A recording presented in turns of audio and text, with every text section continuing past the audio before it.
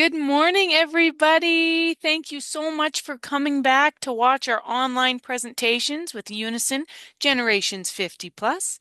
I have been gone for about a week. I went to a conference and I missed you all dearly, so I'm happy to be back online. Even more happy to introduce our guest host today, Marcela from InHome Physical Therapy. Thank you so much for joining us today, Marcela. Everybody, just a little bit of background. Marcela is a physiotherapist. She's been a physiotherapist for about 5 years now. She's worked in a variety of settings. She's done in-home. She's worked with athletes. She's worked with babies. She's worked in hospitals. So she has a lot of information, a lot of experience with her education and her on hands-on experience. So please join me in a nice virtual welcome. Big clap for Marcela. Thank you so much, Sarah, for that lovely introduction. I appreciate it. I Of see a few course. claps there. Yes. All right, so before I get started, I'm just gonna go ahead and share my screen, and then we will go from there. Just give me one moment here. All right, can we all see that? I can. You can? Okay, great. Yes. All right, everybody. So today I've had the pleasure to be able to create a presentation for all of you to talk a little bit about what chronic pain is. Okay, it's a very important topic and it's a condition or it's a problem rather that affects a lot of individuals of all ages. So it is very important to understand exactly what is happening to the body and what we can do to be able to manage it. So, before we get started, let me just tell you a little bit about myself, although Sarah did a good job there. So, indeed, I am a physiotherapist with InHome Physical Therapy. I've been working for them since January of this year, doing home visits, and it's been a blast. The team is very, very supportive. The clientele that I get to see is of all types. So it really helps me be able to utilize the skills and all the tools that I've learned over the years and apply that to a variety of individuals. So it's been quite great. Now, my educational background is I got a bachelor's in kinesiology from the University of Calgary, and I graduated in 2015. Post graduation, I did, excuse me, I did a little bit of research with the University of Calgary working with athletes. So we published a few papers. I was very lucky to be part of that, and it was a very good experience to get a little bit more hands-on to the research method. And I think that was very helpful for me when it came to doing my master's degree, because my master's degree was very heavy on research as well. So I got my master's degree specifically in neurological physiotherapy, and this was from the University of Antwerp. So I actually went to Belgium to do my master's degree. Wow. And I graduate. Oh, that is a typo. I graduated in 2020, not 2022. Hmm. And ever since then, I've had the opportunity to work both in Belgium and in Canada. So it's given me a um, really good experience in how different countries work and how different approaches of treatment work on certain populations and also cultural differences, right? That's very relevant in this country, right? Yeah, it's very cool. hmm I'll tell you just a little bit about in-home physical therapy. So in-home physical therapy is a mobile service. So we do have physical therapists that work in Edmonton. We also work in Calgary, and I believe we also have a branch in BC. Not sure where in BC, but I know that there's one that's available. No referral is needed for somebody to be able to access our therapist.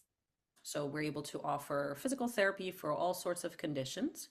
So we've got geriatrics, we've got babies. We even can go into hospitals and treat people that maybe have been admitted for a long time, but they're just not getting enough treatment at the hospital. We can also work with pelvic floor problems, so mostly related to pregnancy and postpartum and things like that. We also have vestibular physiotherapists, so they work with individuals that tend to have balance problems or anything that's going on within the ear, which is where your vestibular system is localized. things like tinnitus and vertigo and all those sorts of balance related things or visual related problems. And then, of course, we have our kinesiologist, and our kinesiologists are very good at being able to work with clients that perhaps need treatment that is a little bit more long term. They're able to offer a really good variety of physical training, exercise based therapy. So, all these services are something that would be offered to you within your home environment, which I think does make it very convenient for a lot of individuals out there. All right. Okay, let's get into the actual presentation. So this is what we're going to talk a little bit about today. If at any point you guys do have any questions, please by all means type it in the chat, and Sarah will let me know when there's a question that comes up. Absolutely. So the first thing that I wanted to address is what is pain and what exactly is happening in the brain when we experience pain, right? It's basic fundamental understanding that we need to have to be able to move forward. We're going to talk about the different types of pain that are present or that our body is able to detect. We're going to talk a little bit about chronic pain and common chronic conditions. Then from that, we're going to talk about how physical therapists typically treat chronic pain, what our approach is, and practical tools that we provide for you to be able to manage it at home. It's also very important for individuals to understand what resources and support systems are available out there for you to be able to reach out to, because there's a variety of healthcare professionals that are very well versed in this topic, and sometimes there's a lack of knowledge from people that you actually have a lot of access to these things without necessarily costing you too much. Right? And then, of course, the last little point is healthy aging and active living. By the way, my mouse is a little bit off on my screen, so if I'm pointing at the wrong thing, my apologies. But healthy aging and staying active at home is kind of that takeaway point at the end of the presentation here. Okay. All right. So let's go ahead and start off with what is pain. So, in a nutshell, when we think about a painful experience, we're looking at both a sensory stimulation or an emotional experience that your body is able to create or able to detect in order to help us survive, right? So it is the alarm system in the body, right? If something, for instance, you're touching a stove, the typical or hot stove, the typical reaction is for us to touch, detect, and oh, we pull our hand away because your body or your brain registers this as this is going to harm me, right? So it is a survival instinct, and it is very important, very, very important. Now, how does that happen in the brain, right? So it's important to break it down, and I'll try to make this as simple as possible. I added images because I figured that was probably going to be a little bit easier. But let's go ahead and look at the blue line here, and hopefully I'm pointing at the right thing. So the blue line is going all the way up to the brain, and then you got a red line which is going away from the brain, right? So you got those two lines. Now, let's take the blue line. So imagine that you're working in your garage and you're hammering a nail, and you hit your hand or your finger with your hammer. Now, at the level of the skin, there are receptors, and receptors are nerves that will be able to detect information and send that information to the brain. So these receptors will detect that you have hit your hand, right? And as we said, pain is the alarm system of the body, so your body has to react. So that information is going to travel along the blue line and is going to enter the spinal cord. At the level of the spinal cord, the information is going to travel all the way up to the brain to an area that is known as your thalamus. Now think of the thalamus as the post office in the brain. So all the information gets to the post office, but now the post office is responsible for delivering those packages, right? So once that information arrives there, the thalamus says, okay, I'm going to send that information to this portion of the brain right here, and is going to tell the brain, okay, we have detected danger, right? There's something that happened to the hand, and it is not a good thing for our hand right now. So the brain says, okay, I'm going to react to this danger that is apparent. So now the information is going to go all the way back, same thing, through the spinal cord, out from the spinal cord, and imagine that you've got a little muscle here, and that muscle contracts and you move your hand away. Okay, so that is the basis of how pain is functions at a more physiological level. Okay. All right, let's go ahead and move on to the different types of pain. So we talked about how pain happens. Now, what are the three different types of pain? So we've got the first one, which is your nociceptive pain. So that is the typical pain that happens when there's tissue damage or there's inflammation that happens. So it could be something like a paper cut, or maybe an infection, or burning your hand, or you broke your bone, things like that. That pain we usually experience as a sharp or dull or achy type of pain, right? So that is your first pain. That is the most common pain. Then we've got our second type of pain. So this is our neuropathic pain. And excuse me, neuropathic pain is more related to any, excuse me, sorry, I'm a little bit sick, so pardon me if I take a few pauses here. This is also good why we still get this presentation online because she's not sick and we're not all in the same room. So, woohoo! Thanks, Exactly. Marcella. So neuropathic pain is more related to nerve damage or nerve irritation. This could be as a result of an injury, or it could be as a result of a disease, right? And typical neuropathic type pain is found in things like carpal tunnel. So lots of desk workers that tend to be typing away for many years, and that puts a lot of compression on the level of the wrist, and that can compress the nerves traveling through the wrist. And then we've got sciatica, which I think a lot of people are familiar with. And sciatica is more related to a back injury, right? So the typical shooting pain down into the leg. So this pain can feel like a burning, tingling type of sensation or shock-like sensation, okay? So that's our second type of pain. And then we're gonna get into nociplastic pain.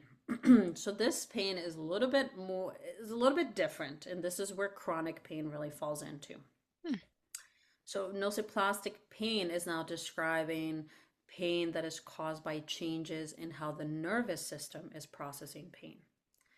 So sometimes this type of pain is not necessarily related to a clear injury or to any specific tissue damage or inflammation or any disease. But it can also be related to it, right? It's just pain that now could have started as nociceptive pain, but has moved on. Oh, let me get my mouse again. Nociceptive pain, but has moved on to become nociplastic pain because the nervous system has now changed. Hmm. Okay?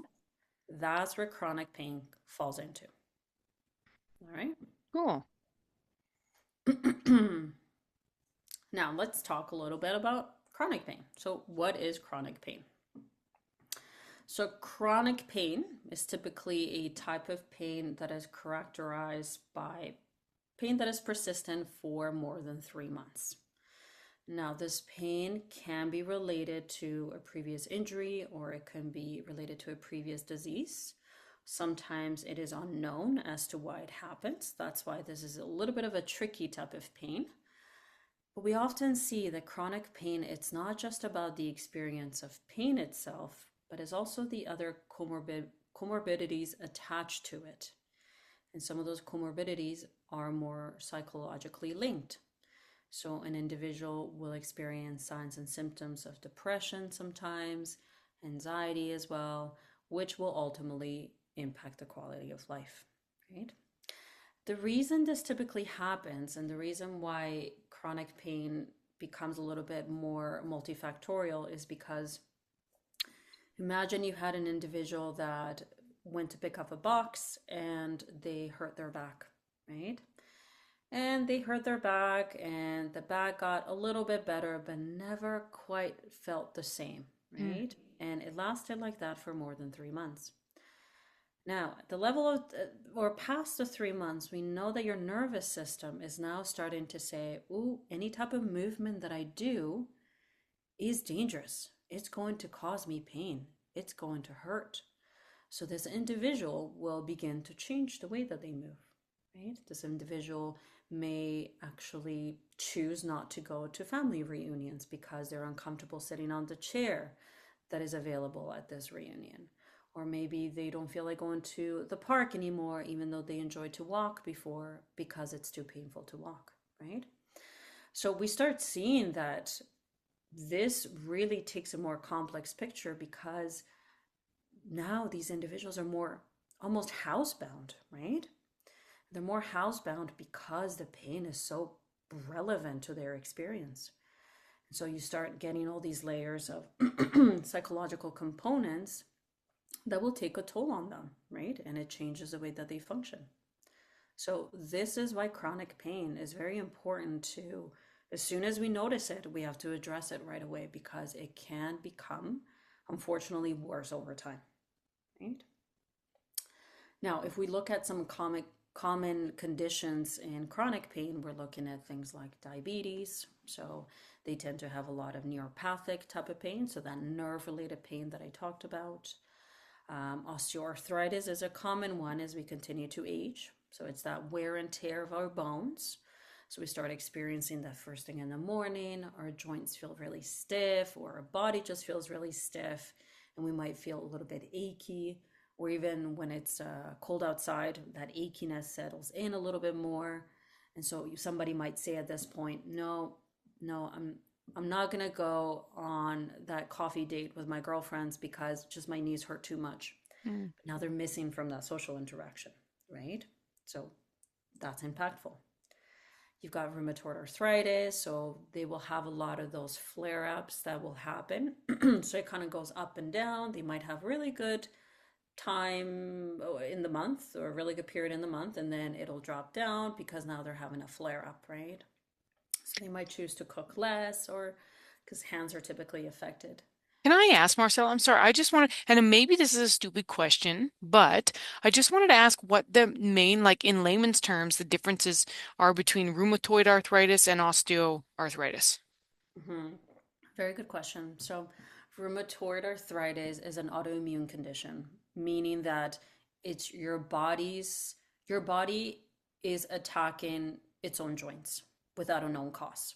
There's a genetic component to it, and so just something turns on, a flip goes off, and it begins to attack the joints, and so the joints will begin to change in shape, ligaments will tear, the muscles will wear out, and it causes an individual will have a lot of moments of they feel good, they feel really bad, they feel good, they feel really bad. So Okay. this is more autoimmune specific. So your body attacking its own body. Osteoarthritis is more of just wear and tear of the body. Okay. So runners, for instance, we see lots of runners. Runners tend to have a lot of knee problems, right? And they tend to have a lot of knee problems because they spend many hours running, right? And so Yeah. that impact of just constant shock to the knees itself over time will cause the bones to, or the cartilage in between the bones to wear out. And they start experiencing inflammation and pain and stiffness and all that stuff. Okay. And then, so for rheumatoid arthritis, how does one get that? Is it genetics or like, how does that happen? Yeah, there's typically a genetic component to this, Okay. typically. And so somebody with rheumatoid arthritis will often have to be seen by a rheumatologist. They will do lots of different blood tests to look at specific serums within the blood to see if there's a link to, or there's that specific chemical that they're looking for to say, yeah, this individual has rheumatoid arthritis because we're seeing this in the blood. Okay. With Thank you. osteoarthritis, you don't do that. We just know wear and tear of the body. It's like a car breaking down sort of thing, right? Yeah, totally. Okay, thank you. That was super simple for me, so I appreciate it. Okay. Um, so and there are other conditions. So you got fibromyalgia, you've got Strokes, multiple sclerosis, and Parkinson's I put in there because these are neurological conditions, but these are neurological conditions, specifically multiple sclerosis and Parkinson's disease, that will have a continuous deterioration. The individual will continue to deteriorate. And Mm. so this is a lifelong condition, right? And this will impact them up until the end of their days. So they will often have pain and a whole other things that will come up outside of just the pain itself. So it is a form of chronic pain, right? And then lastly, of course, asthma, individuals with problems being able to breathe because their lungs are just irritable, whether because of the air or because of the other allergic reactions, is also a lifelong condition that an individual will have to kind of battle with, right? So anything that is long term would be considered a part of chronic pain. Okay. Now, I put this little picture here off to the side where health is in the middle, and we've got these three different factors that are affecting health. And I put it there because it's very relevant. Oops, sorry, right here. I put it there because it's very relevant to what we're talking about. So, chronic pain, you've got the biological irritability of that nervous system, or hyperactivity of that nervous system because of an injury that might have happened before. But then you've got the psychological factors, like we said, depression, anxiety, and you've got a social context that's going to affect that as well. And it's going to affect that health portion of the individual, right? And social context could be culturally related, right? Or it could be their environment. Maybe they don't have access to some of the resources because they don't have anybody to drive them, right? Or maybe within their own culture, it is not very common to look for physiotherapist or look for occupational therapist, things like that, right? So these three factors will always play a role in the health and quality of life of a being, right? Let's go ahead and move on. So now we're going to go a little bit again into the physiology of chronic pain. And hopefully this will make it so that it's very, very simple to understand. Because this is a very complex topic, and you often see there's a lot of research that's been done on it. And there's so many things that need to be understood, right? So let's go ahead and break it down, and let's think about the nervous system. Right? So the nervous system is the nerve network that your body has. So we've got the central nervous system right here. So that is your brain, and you've got your spinal cord. And then you got the peripheral nervous system, which is all the branches that are coming off from the spinal cord, right?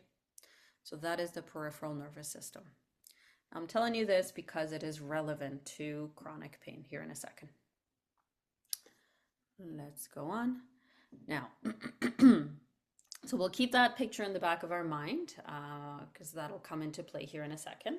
But let's talk about now how pain from acute pain turns into that chronic pain. And I have already touched a little bit on it, but I'll be a little bit more specific here. So, acute pain, right? So let's say that you get hurt, right? For instance, let's use the stove example, or let's use lower back actually. That might be a little bit more relevant here. So you went to pick something off the floor and you hurt your back, right? So now this green arrow, let me see, I make sure that I'm on the green arrow. This green arrow will turn on that danger alarm and will tell your brain, oh, there's pain, there's pain, there's pain, there's pain, right? So it's your body's alarm system telling it, be careful, something is wrong, right? Now, typically, once the tissue heals, that alarm system is going to turn off, right? And so your brain is no longer showing up in red, right? The alarm system is off. That makes sense so far? Yes. Okay. Now, that's typically how we see injuries. If we go into chronic, let's say that back pain, you pulled your back, it's been 3 months and it still hasn't quite healed, right? So we're getting into this picture right here, where that alarm system almost gets stuck on being on, right? So the nerves that send pain signals become overly sensitive. So that's where that nervous system picture comes into play, because those nerves become so sensitive. It's almost like a smoke detector that keeps beeping even when the fire is out, right? Keeps beeping, and it starts firing off pain messages even without there being an injury Mm. because it's become so hypersensitive. There's no fire, but the smoke detector is still going off, right? So, Marcella, is there like a case or like instance where somebody's like, can you turn that off, like just with like your thoughts? So, like, I mean, is thought alone strong enough to be like, you know what? I'm imagining this, that like I have to be strong and not, seek out medications or something like that. It's a very good question. So that's where cognitive behavioral therapy really comes into play. And it is a form of treatment that is offered for chronic pain because it's at this point, it's not just purely about turning off that thought and saying, no, I don't experience pain. No, no, no, no, no. Because there is an actual physiological hypersensitivity that is present. So the pain experience is a real pain experience. Yeah. So even your thoughts won't be able to block it. Okay. Your thoughts will be able to teach you that this is a painful experience, yes, but I'm going to be okay. And this is how I manage it, right? And then we manage it through exercises and all that stuff, which I'll come to here in a second. Okay. Thank you. You're welcome. So, like we said, so that smoke detector keeps beeping even when the fire is out, right? Even if there's no injury, everything becomes hypersensitive. Now, the longer pain lasts, the more the brain is going to learn that pain pattern.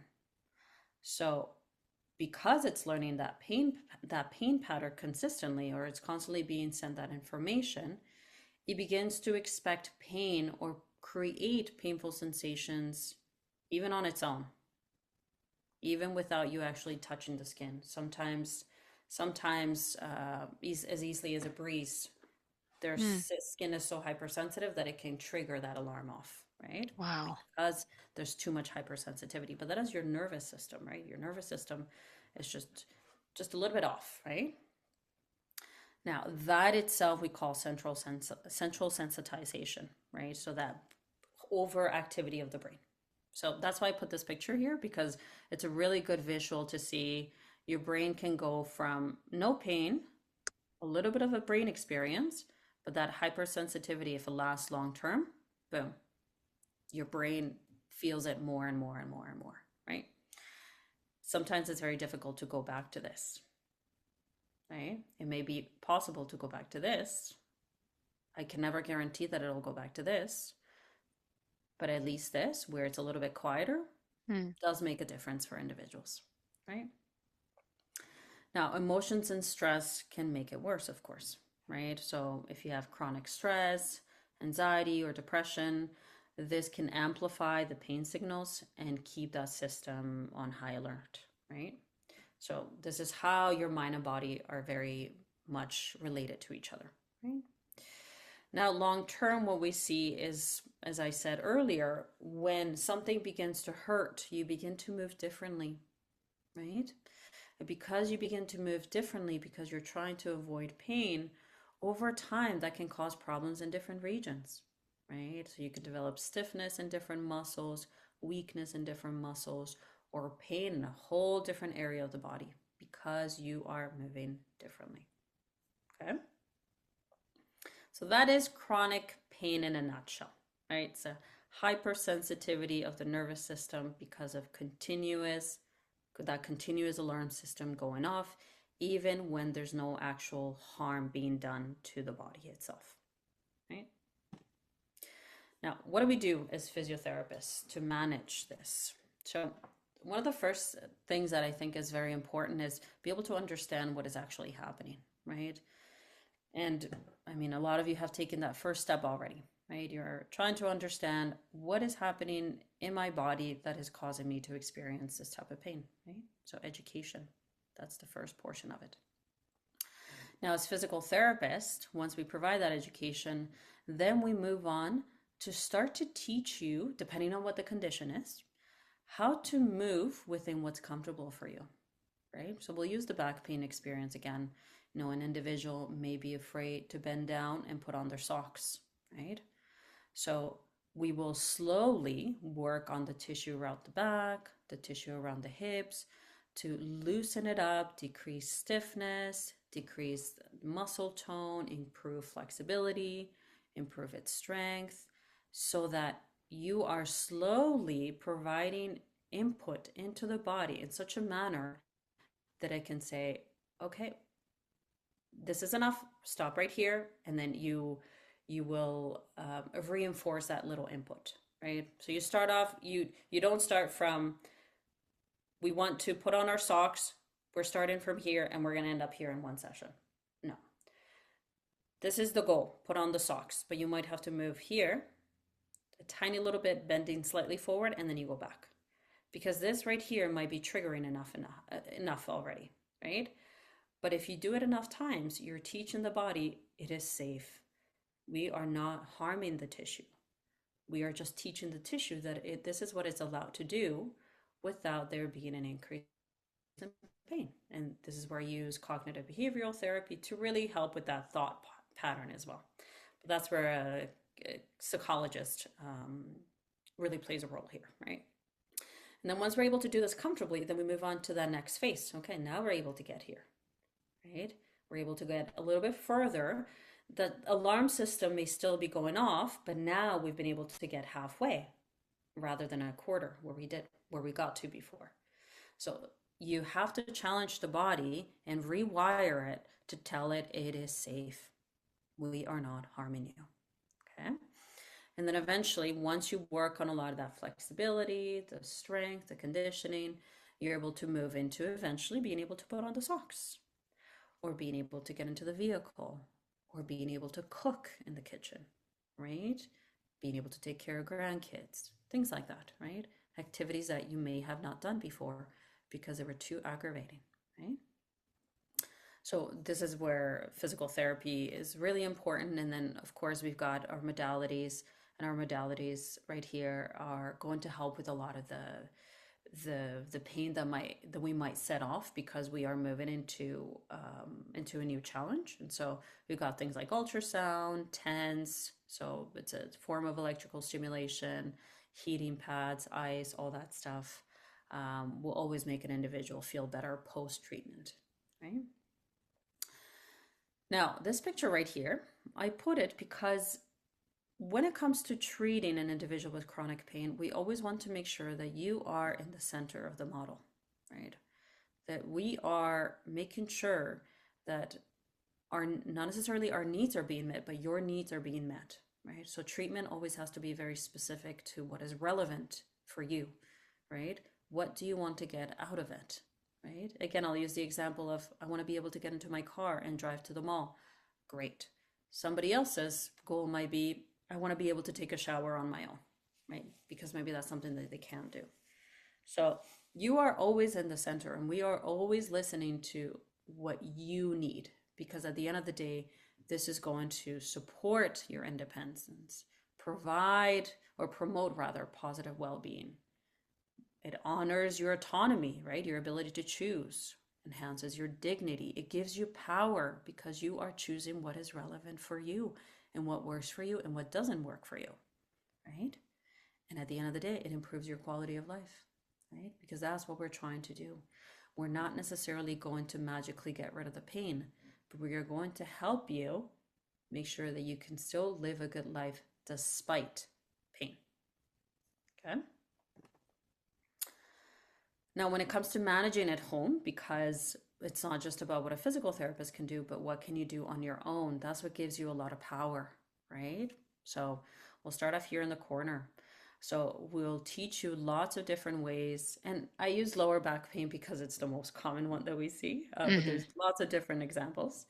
But for instance, we teach you how to lift better when you're at home. And it could be a laundry basket, or it could be picking up dust off the floor, or whatever the case, right?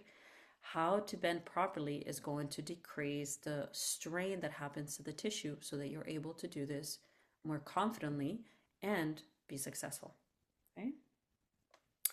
Physical activity, right? So it's not just about going to a physiotherapist, but making sure that you're keeping your own exercise program, right? So that could be doing chair yoga, for instance, if that's something that you enjoy that you can do at home, or going on a walk with your partner or with your kids. Just staying active throughout the day so that you are enhancing what we're already doing as a therapist, right? We're trying to really challenge that hypersensitivity in the brain, but we need you to do that on your own as well, right? A balanced diet, always very relevant for us. We want to make sure that you're eating well because this will in turn change the way that your muscles are recovering. So lots of protein and all that stuff. This one is a very, very, very good one, and it's often maybe forgotten, but the ergonomics at home. So I chose the hand as an example because, as we talked about, somebody with rheumatoid arthritis may have problems or pain in their joints, and they may have a hard time being able to open up that bottle, right? Oh, there you go. Open up that bottle, right? So that, if they're home alone, that might take away their ability to drink that juice that they're hoping to drink, right? So what do we do instead?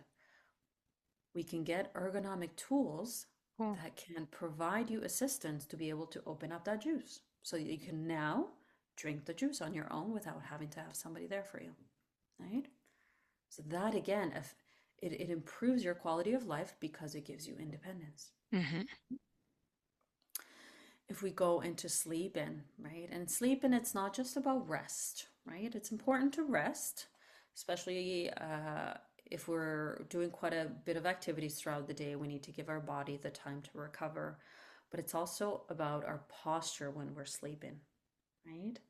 So we want to make sure that we're sleeping on a good and comfortable bed, but also on a very good pillow, right? So there's lots of different ergonomic pillows out there that are meant to help maintain the neck in a non-strenuous position while you're sleeping for 6 to 8 hours at night, right? That is very, very important because you are spending a long time in bed, right? We do it every day. So we want to make sure that the surface you're sleeping on is an appropriate surface and it is enhancing what we're doing together. Now, these pillows right here, they are often used for pregnant women, but it's not something that only has to be used for pregnant women. This is actually very relevant for all of us because if you look at the picture, you can see that there's two different things that this is doing for us. Let me see if I can get my mouse in the right place. I think it's there in the right place. So because you're able to put your hip on top and your arm on top, it's actually leveling up the hip and the shoulder. When you're leveling up the hip and the shoulder, it's actually causing less pull on the musculature along your whole back. So if you're an individual that is struggling with shoulder pain or with mid back pain or with lower back pain, these pillows are highly recommended because you are sleeping in better alignment so that when you wake up, you're less likely to wake up with as much discomfort as you would have than if you hadn't slept in that appropriate alignment, if that makes sense. And then the very last one that I have is pacing, right? So with chronic pain, we know that because it's so multifactorial, there is a tendency for individuals to be very low energy, right? And they're low energy because it takes a toll on the body to be constantly in pain. It is very, very difficult, right? It takes a toll on your body physically, but it takes a toll on you mentally as well. So the calendar here is to remind you that when we talk about pacing techniques, we want to make sure that the activities that we're doing that require the most amount of energy are scheduled first thing in the morning. Mm. That's when you're going to have the most amount of energy. And those activities can be split into, let's say, two different times. So for instance, let's say you have to vacuum. Okay, vacuuming might take half an hour. So you know that vacuuming may be a very aggravating activity. So we say, okay, we're going to take our calendar and we're going to say from 9 to 9:15, I'm going to vacuum a portion of my house. And then I'm going to take a break. Maybe I'll take a 30-minute break. And then from 9:45 to 10 o'clock, I'm going to vacuum the remaining of the house. So now that has led you to be able to do the task that you were hoping to do, but in a manner that hopefully did not cause more pain than necessary. And you were successful because you did it. Because more often than not, we see the mentality of what is that saying? It's it has to be all out, right? If I can vacuum the whole upstairs and the bottom of the stairs, I have failed. No, we just have to change how we view it and change how we do it so that we are managing to still be successful just in a way that works for us.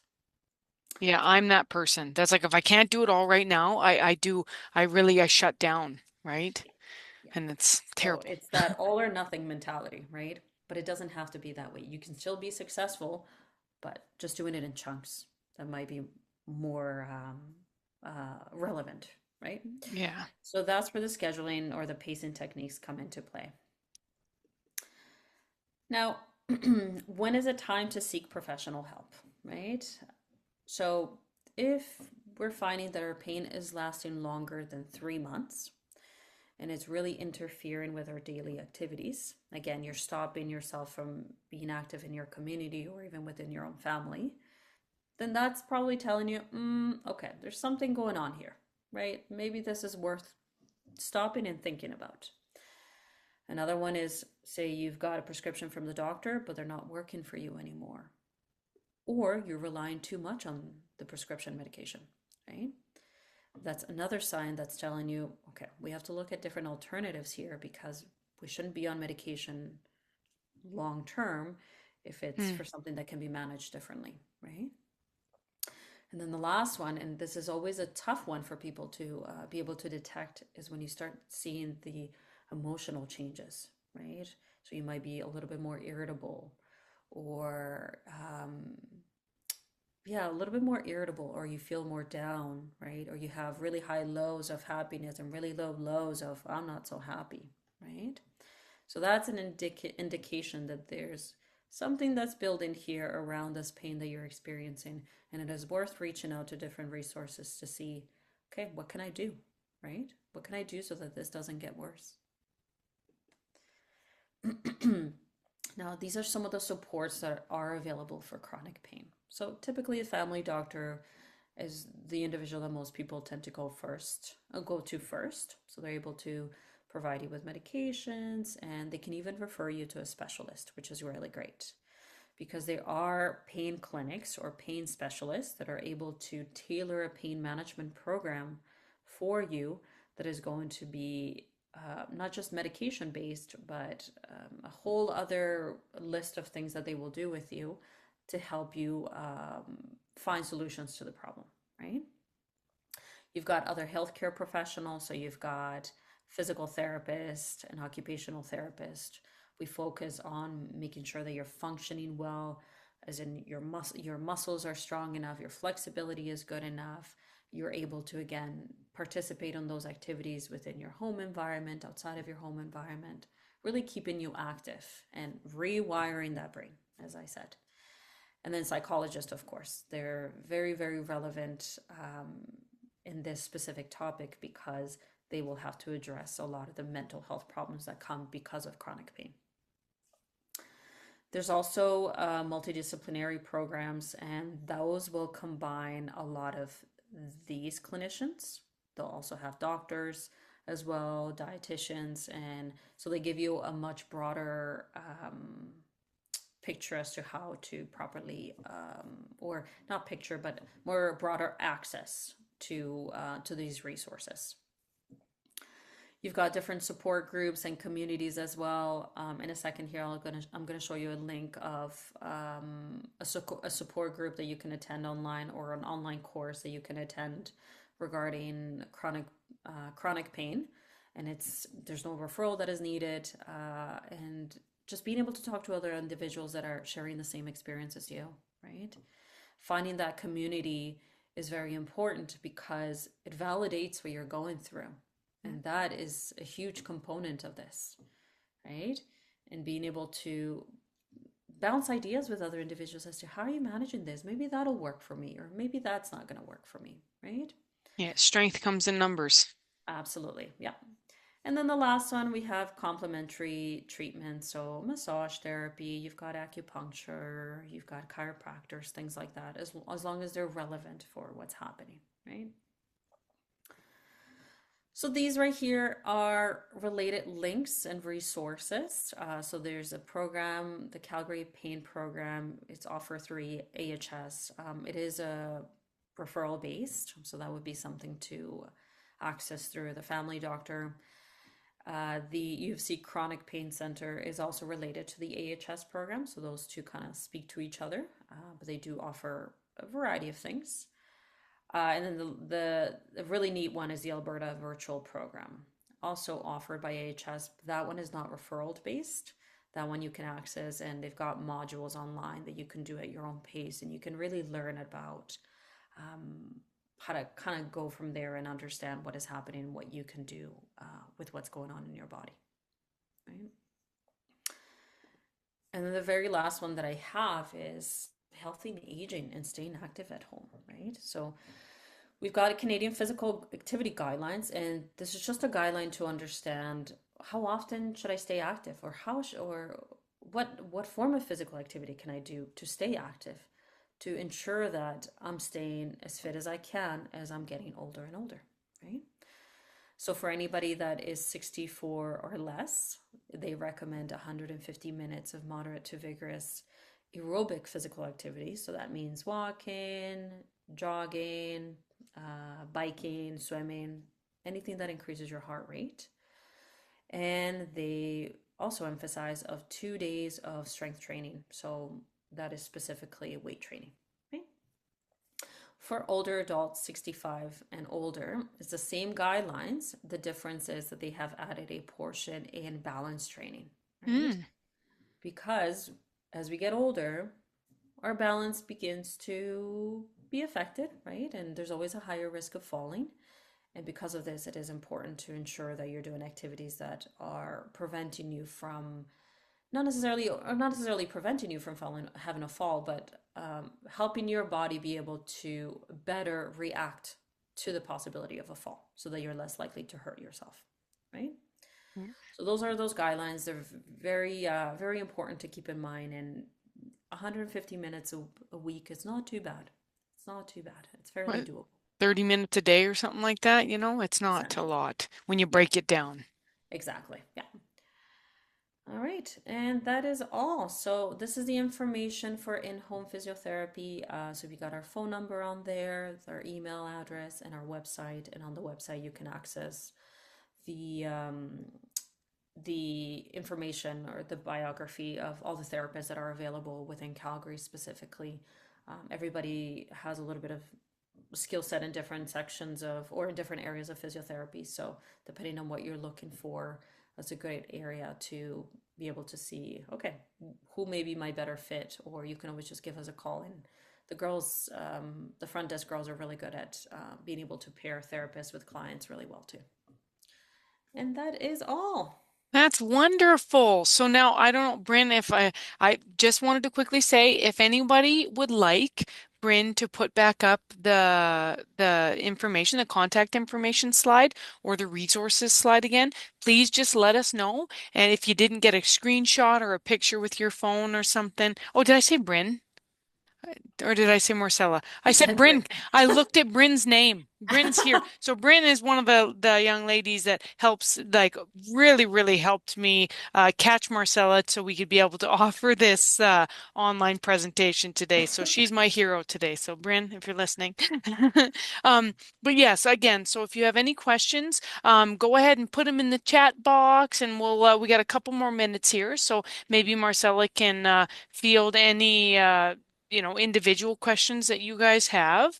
And like I said, if anyone needs any information, if you didn't take that picture, if you didn't get a screenshot, and you want that information, I can reach out to Marcella as well. So you guys can just email me, and my email is Sarah. with an H, C at unisonalberta.com. I'll also put it in the chat box just so you guys have it. And we did get one comment here.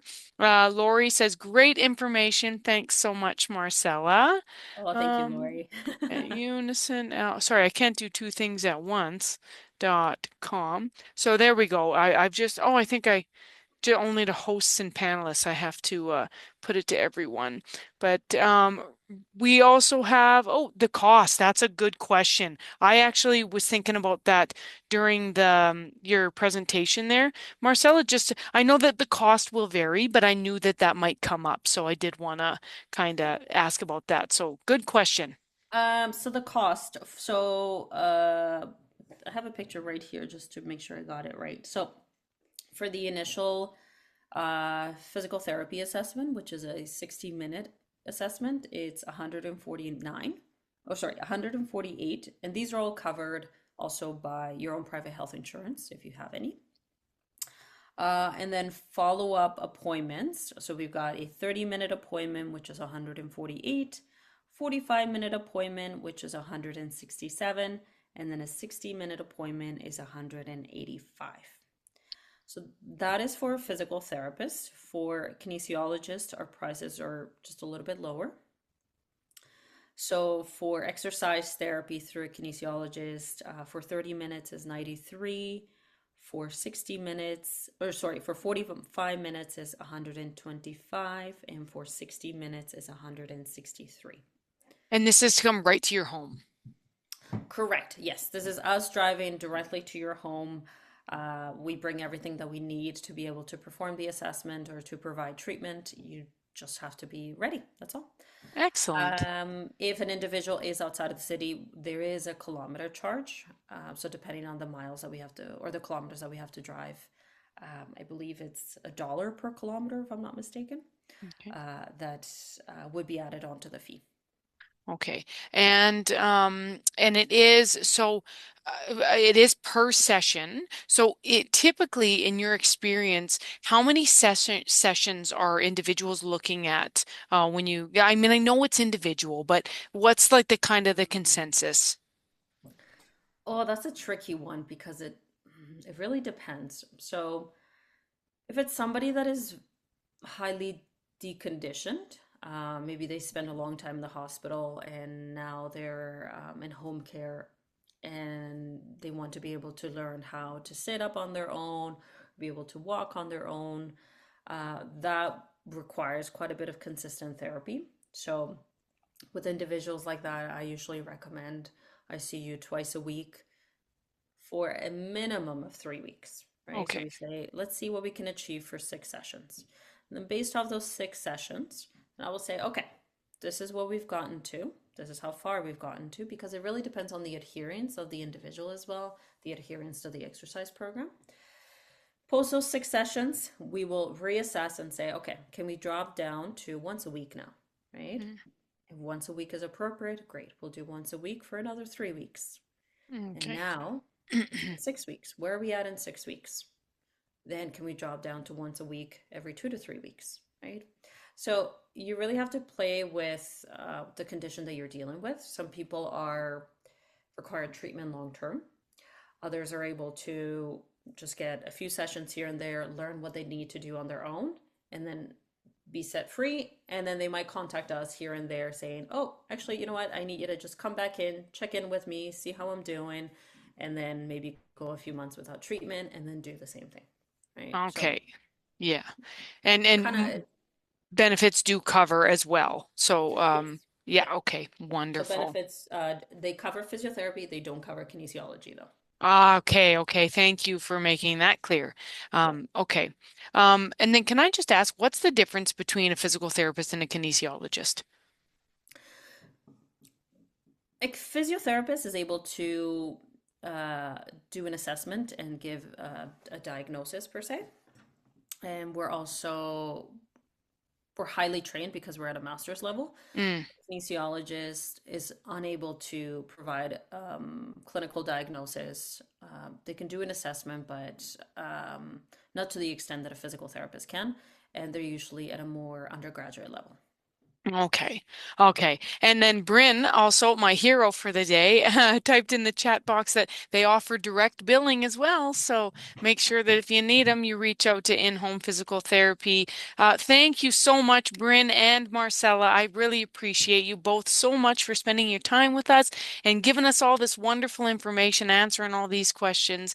You guys have been amazing. If anybody, like I said, you want to reach out to me, email me and I can put you in touch with either of these two wonderful ladies. My email's in the chat box. And yes, I know you're a little under the weather today, Marcella, and you still showed up, and I just appreciate that so much. I So, appreciate it. Thank you so much, Sarah. Thank you so much, everybody. It was a pleasure to be able to give you guys some of this information.